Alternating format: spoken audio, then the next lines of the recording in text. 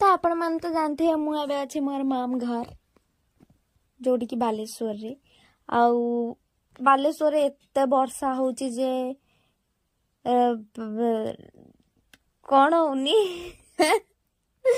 वर्षा छाड़ियार ना धरनी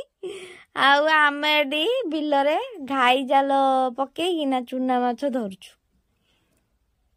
तमे कटक रे चुना माछ मिलिया बहुत कष्ट आउ जदि भी मिले बहुत प्राइस थाए तो सेति पई कि ना मो मामू घर आसीची चुना माछ पूरा दबे की खाई के जीवी वर्षा दिन रे आसीची